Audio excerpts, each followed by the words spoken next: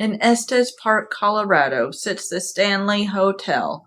It opened its doors on July 4th, 1909. After many different owners and many different renovations, it is, as of 1977, listed on the National Register of Historical Places.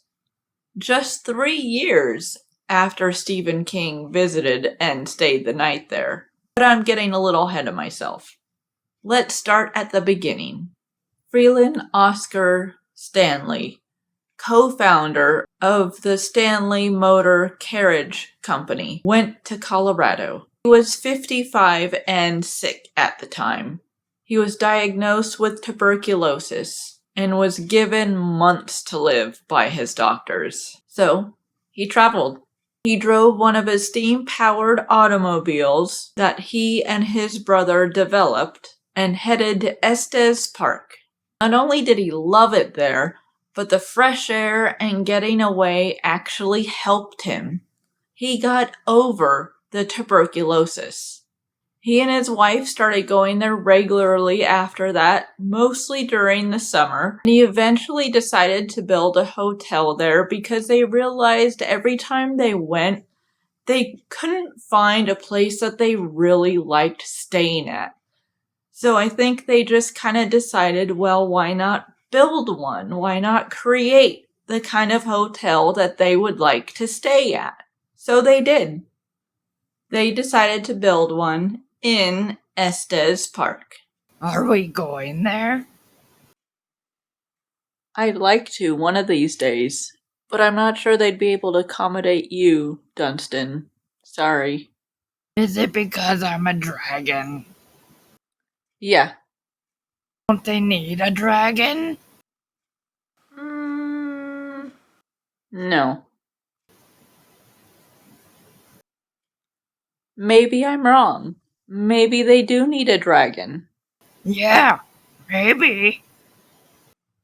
While building the hotel was something he wanted to do, he didn't really stay there. Instead, he built a Georgian revival house in a town right next to Estes Park. He was always close by in the summers when they were visiting, and he continued to stay there until the year he passed.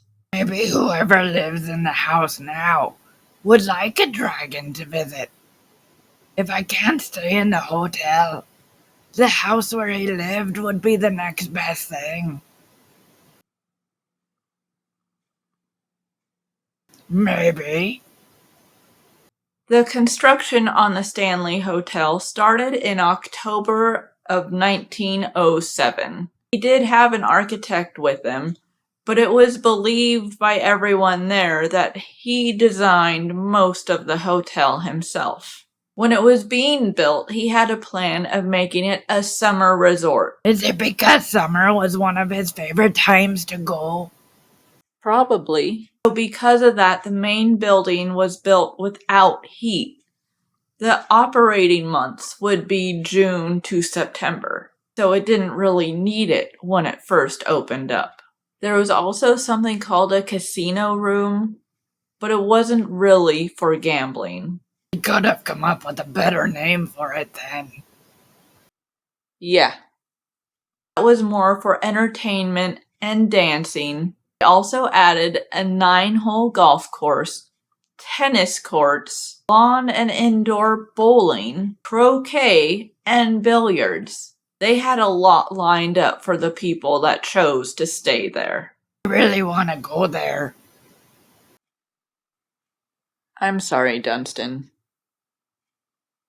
With all of this, it helped Estes Park become like a tourist destination. In 1915, Rocky Mountain National Park opened up, and that helped it even more. Stanley made a few renovations to it before starting to sell it. A group of Milwaukee investors who made more renovations to the interior. They seem to have spent a little too much on that and fell into some debt they weren't expecting. So in 1929, Stanley reclaimed the title in a foreclosure sale. Well, I'm glad he saved it. Yeah, me too. After he took it over again, he sold it. Again. It went from owner to owner, all making different renovations to it.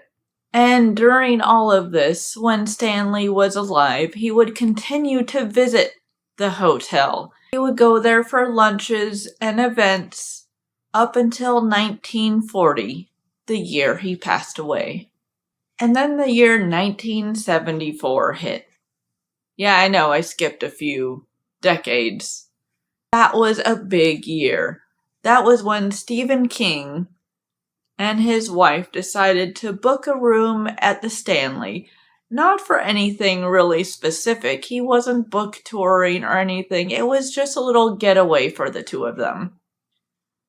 And while they were there, they stayed in room 217. Sound familiar? If you read the Shining book, you'll know that that was the room. And they did change it in the movie. If you just watched the movie, you would know that room as 237.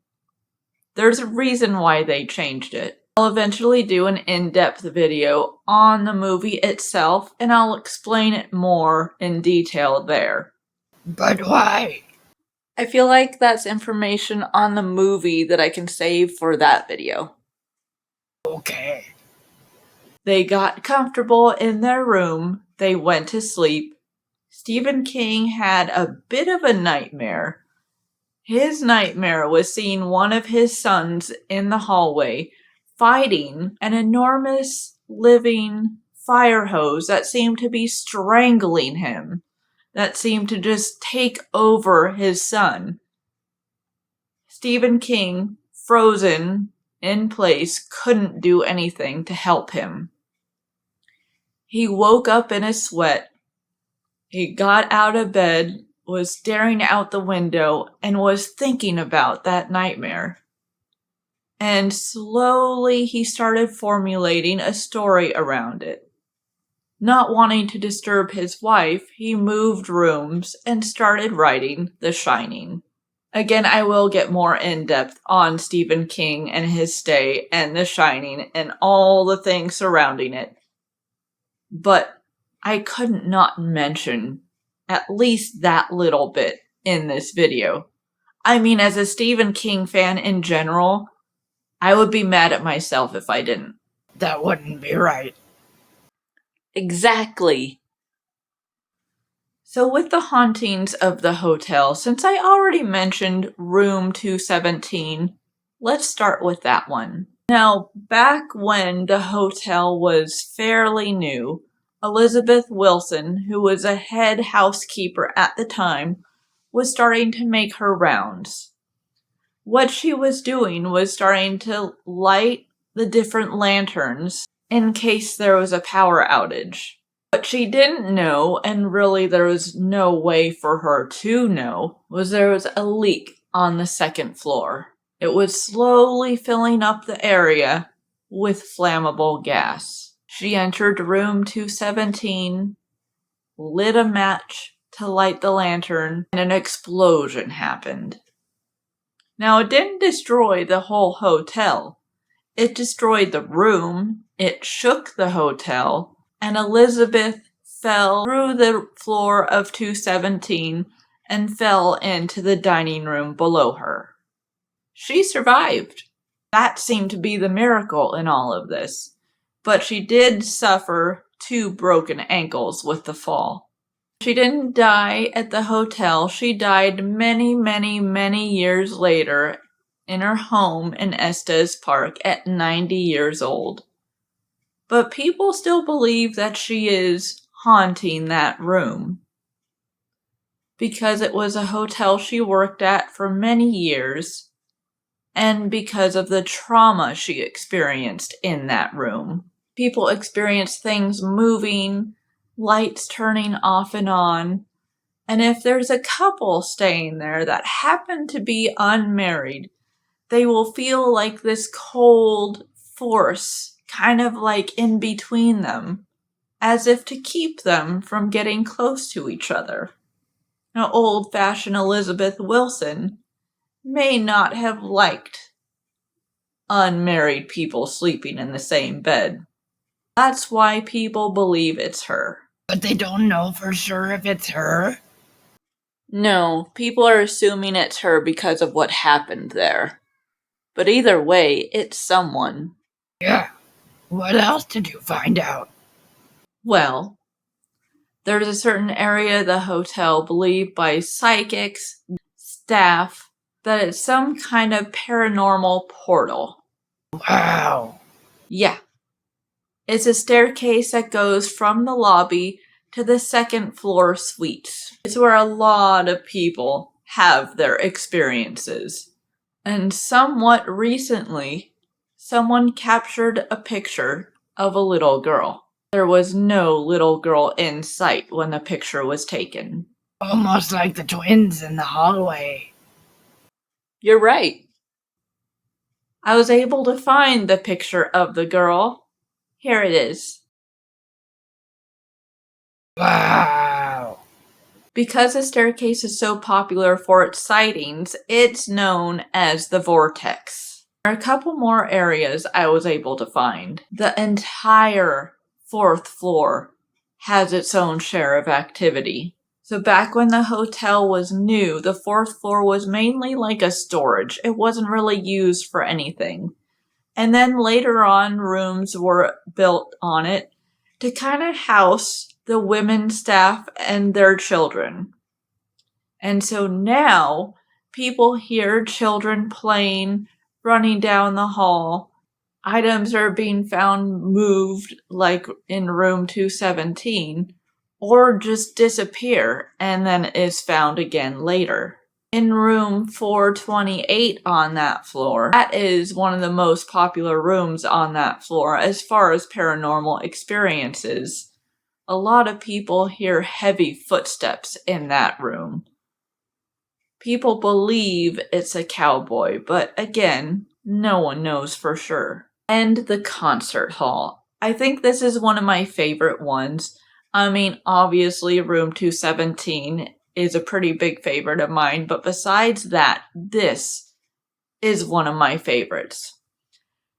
So the concert hall was built by Stanley himself for his wife, Flora. He put a grand piano in there for her that she loved to play. Day and night she would be playing that piano.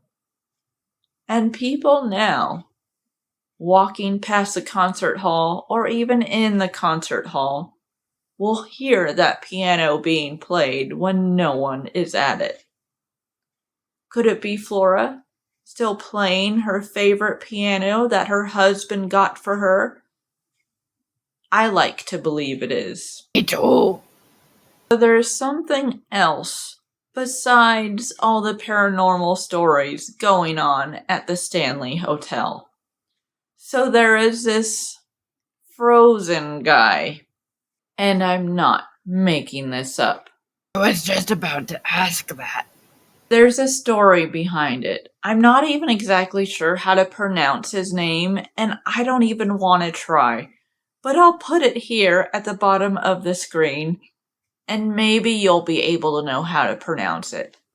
But there was this family who wanted to keep this particular person around, a grandson and a daughter, so they had him cryogenically frozen. So they had a hard time keeping him because they weren't from this country. The grandson's visa expired, so he was deported back, and the daughter tried to keep him in a shed, still temperature controlled next to her house.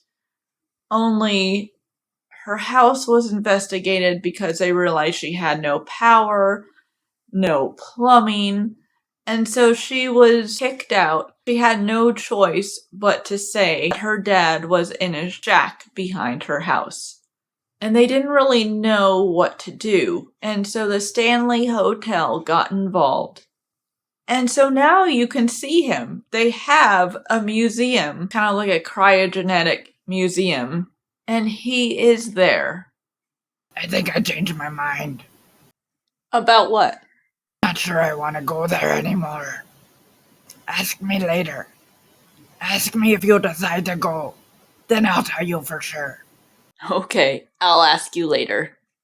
But the last most recent thing that I found on the Stanley, and I don't know when this is going to be open, when they're going to start building it. Maybe they did start building it, but I don't think it's available yet.